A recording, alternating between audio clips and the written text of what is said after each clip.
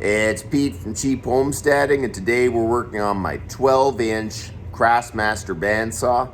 A little while back, we cleaned it up, put it on a bench, mounted the motor. I just been waiting for new tires, so today we are going to install tires on an old bandsaw. So I'm kind of excited to see how it works, how it runs. So that's what we're going to do today. We're going to install tires on a bandsaw.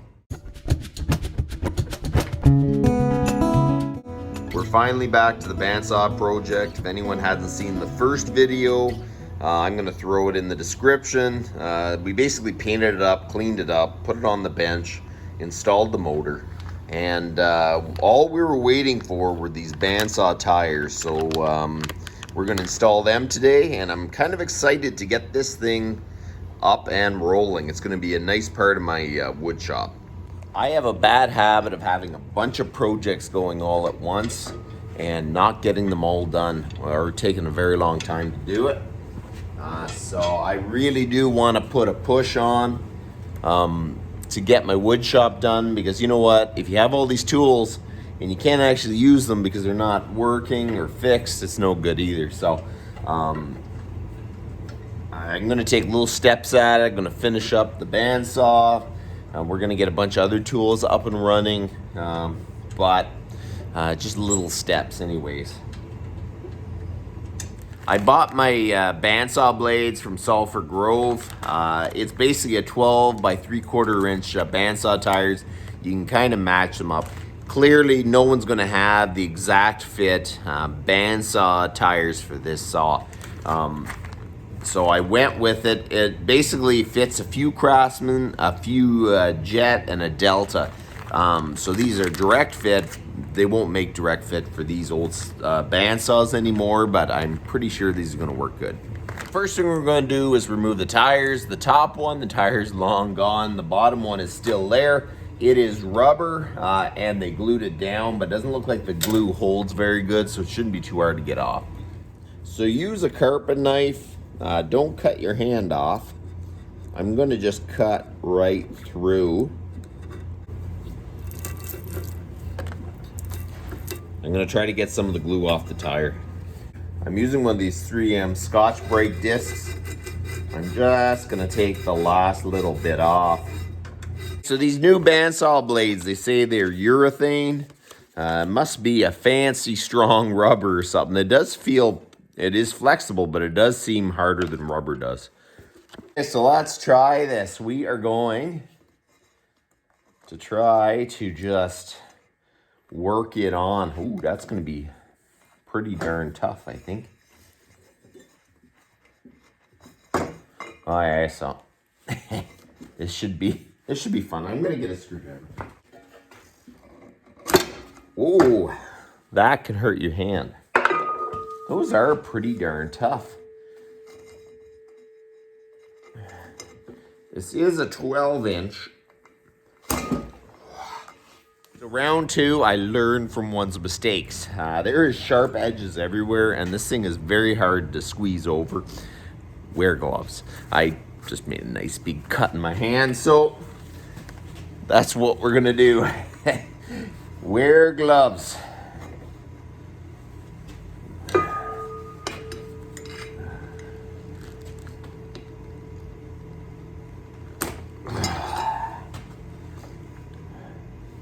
These are surprisingly hard to get on.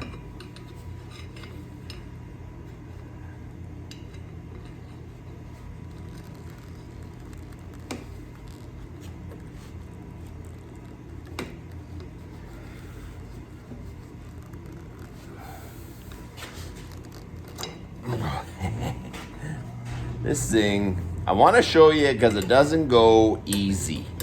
I don't want someone to think that this is going to go easy for you, because, I mean, it could. Look at that. Now we're gonna try to get this centered. I'm just going around making sure it goes to the center, like there's more space on this side, so we're just gonna pull it over and just keep going. Because I think this one, maybe I could have put a 1 inch. But you know what? I think that's gonna work good. So we gotta do the bottom one.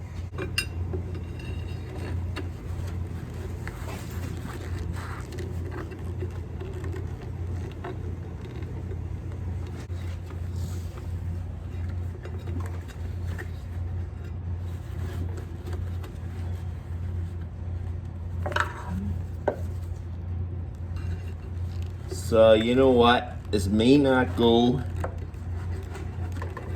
perfect the first, second, third, maybe 10th time, but one of the times it will go on nice. Oh.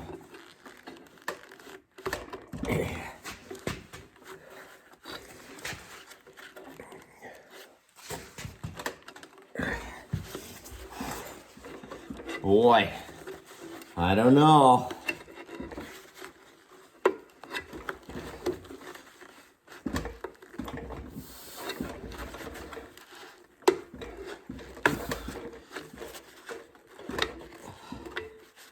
Oh, I think I got it on.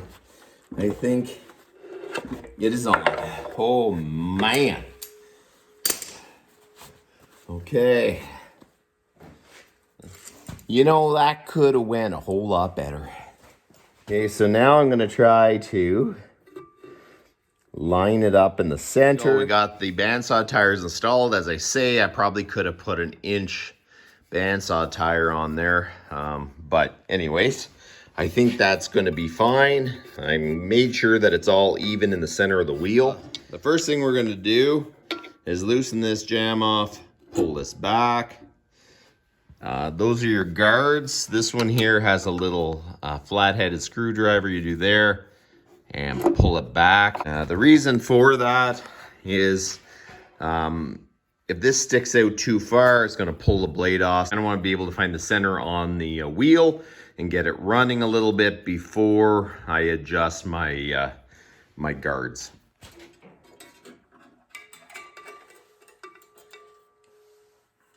Tension up the bandsaw blade. You turn it by hand and you see which way it's going, and you can see that it's actually riding itself off. So what we're going to do is tension this, which is going to bring this tire that way, and it should keep it from doing that. Now we'll do this by hand again. Okay, it's better, but it needs to go a little more. The object is you want to turn it by hand and it kind of stays in the same location. It's not working its way off. That is looking good. So now I'm going to just jam the angle adjustment. That looks good. The tension's good. So you basically want this guard pulled up just enough so it's not going to hit the teeth, but it's going to hold the blade straight. We'll go tighten this up. And then you see right here the wheel, and that pushes out until the wheel just touches the back of the blade, and not pushing on it, just holds it there. So that's correct, and we do the same with the bottom. Okay, so we are going to plug it in and see what happens.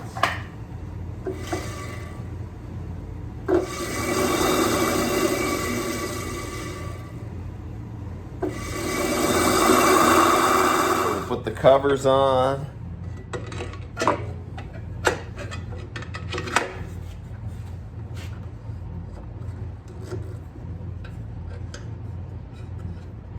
So we're gonna fire it up one more time with all the guards on, make sure it's not hitting.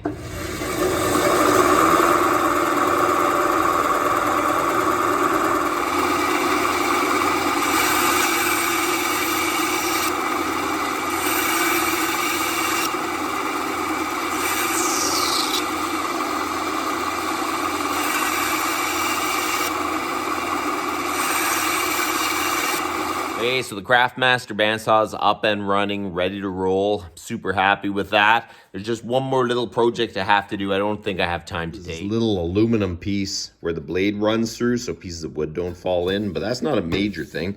I just have to do that. But the bandsaw actually runs probably even better than I thought it was going to. It's absolutely awesome. Sometimes it's worth just putting a little bit of time into some of these old pieces of equipment, and you got something that is really good for years. So that's about enough for today. You guys have a good one.